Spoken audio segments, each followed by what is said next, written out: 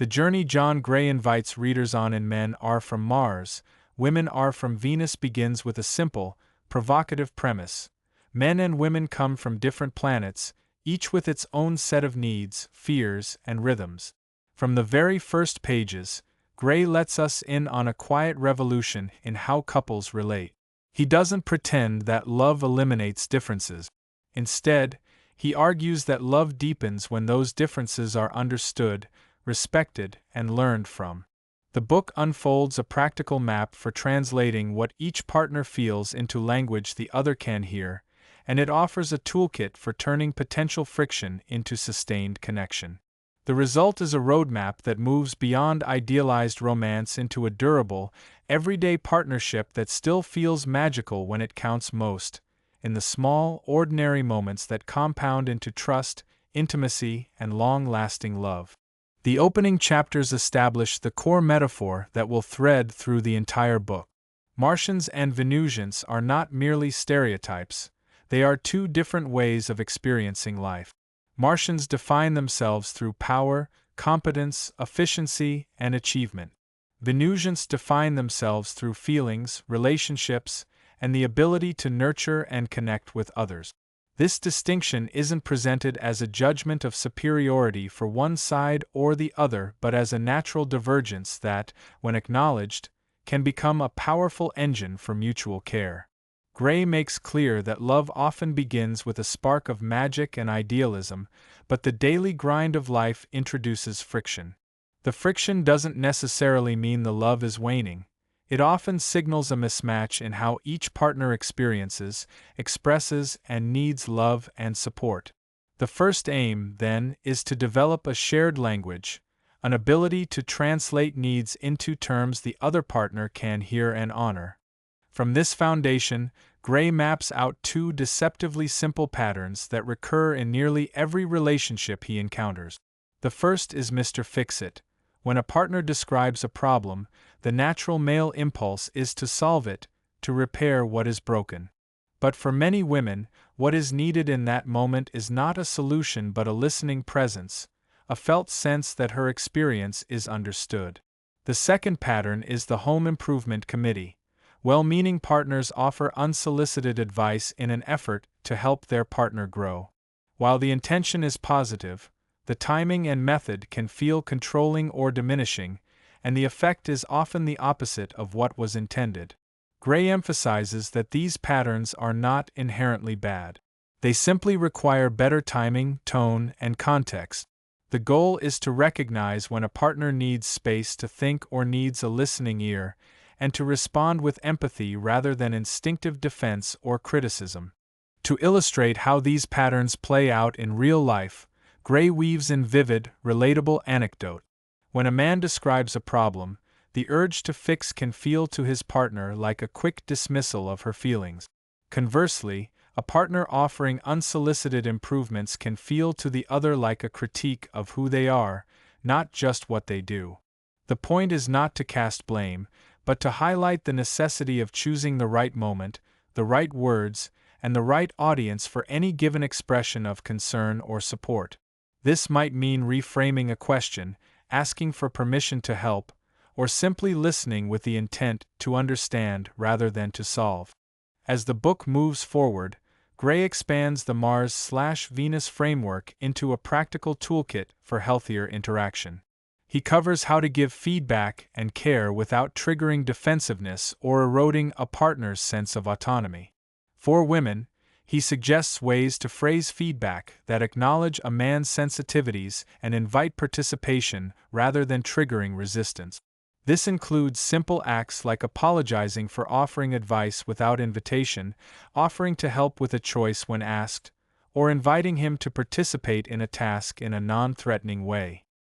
He also addresses everyday behavior, such as table manners, and stresses that timing and setting matter greatly. The aim is to communicate care while preserving a partner's sense of competence and independence. Another cornerstone of Part 2 is a critical insight into what a partner experiences when immediate help isn't requested or wanted. Genuine care can look like stepping back and allowing the other person space to handle problems in their own way and at their own pace. Gray uses memorable anecdotes, the turkey carving incident, a passport mishap in Sweden, to show how non-critical, adaptive support can actually strengthen a relationship. Small language changes become powerful. For instance, replacing "no problem" with "I'd be happy to" better reflects love and appreciation and invites cooperation without undermining autonomy. A recurring thread in this middle section is the art of listening without eroding trust. Gray presents a step-by-step framework for how a man can hear a woman's upset feelings without turning defensive, and how a woman can share her problems without forcing him to assume responsibility for fixing every negative emotion. The practice is to validate feelings, acknowledge the other's experience, and respond with empathy rather than instruction. This is where the rubber band image begins to take center stage. Men are likened to rubber bands, capable of intimacy and closeness but prone to pulling away as a form of self-preservation and renewal. The goal is not to hold on rigidly but to allow space for renewal so that the bond can snap back stronger. Gray's rubber band metaphor is paired with the image of a woman's emotional cycle, described as waves. A woman's feelings tend to rise, crest, and sometimes recede into a well where negative emotions require emotional housekeeping. The up and down cycle is natural, but it can be misread. If a man misinterprets the bottoming out as a threat to the relationship, he may respond with distance or frustration. The recommended approach is to listen with steady reassurance and to avoid quick fixes, offering support that aligns with her needs during the tougher moment. The narrative includes cautionary tales, such as Harris and Kathy, whose waves and caves created friction that was healed only when each partner understood these mechanics and responded with patience and steady listening.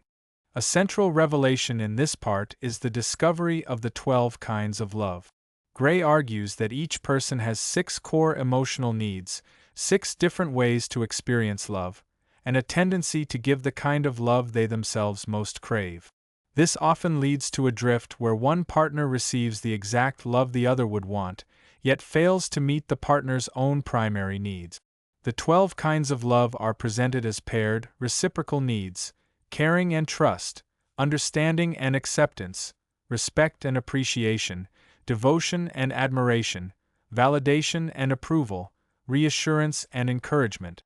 When each partner recognizes and aims to meet the other's primary needs, the other kinds of love flow more freely, and a sustainable balance can emerge. The knight in shining armor parable is used to illustrate how trust and admiration fuel a partner's willingness to serve and protect, while a lack of trust can drain that inner energy. With these insights comes a practical inventory of common missteps in supporting a partner's need. Gray lists missteps women commonly make, offering unsolicited advice, expressing upset in ways that feel like blame, failing to acknowledge what their partner does, correcting his behavior, and turning upset into guilt trips, and similarly outlines typical missteps men make: failing to listen, offering minimal or corrective responses, blaming or ridiculing feelings, and rushing to fix with explanations. The remedy is to tilt toward acceptance, empowerment, and a more nuanced form of communication. The overarching aim is for both partners to learn to listen without anger and to empower each other by trusting rather than instructing.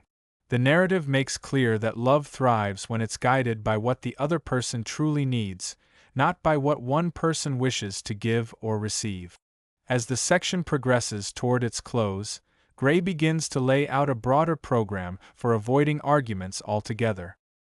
He argues that arguments often mask unmet emotional needs, and that content can be negotiated more peacefully when both sides feel heard. He introduces a practical framework for reducing hurtful clashes. Recognize the 4 unhealthy stances in conflict, the 4 Fs: fight, flight, fake, and fold, and replace them with a more constructive dialogue that centers on validating the other's feelings. He also offers the love letter technique as a powerful tool for processing negative emotions without turning conversations into battles. The love letter technique consists of 3 parts. Write a love letter describing anger, sadness, fear, regret, and love. Write a response letter detailing what you would want to hear from your partner, and share both letters to foster healing and more compassionate dialogue. The method is supported by templates and examples, showing how to articulate grievances without the heat of a face-to-face confrontation while still inviting a heartfelt response. Another practical device Gray advocates is scoring points through small, meaningful acts of love. He provides extensive lists of ways to score points with a partner, highlighting how these small acts accumulate and fill the partner's love tank, reducing the likelihood of resentment building up over time. The emphasis is on consistent, genuine gestures that meet a partner's primary needs rather than grand, dramatic demonstrations that miss the mark. The text stresses that this is not about keeping score to manipulate the other, but about building a dependable pattern of care that both people experience as real and generous. Toward the end of this expansive section, Gray shows how writing can be a powerful ally in difficult moments.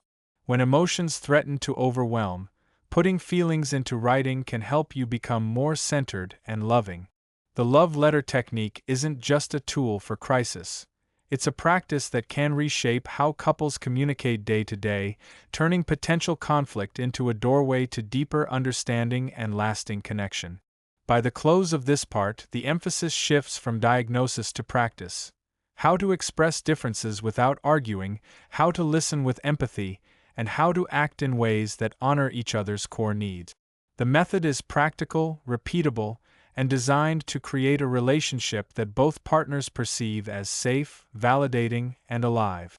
In the final stretch of Gray's guide, the emphasis tightens around the set of tools that deepen connection, heal old wounds, and sustain the sense of magic in a relationship. The love letter technique is foregrounded as a safety-focused method for expressing the full truth of one's emotional experience, anger, sadness, fear, and regret, without triggering defensiveness.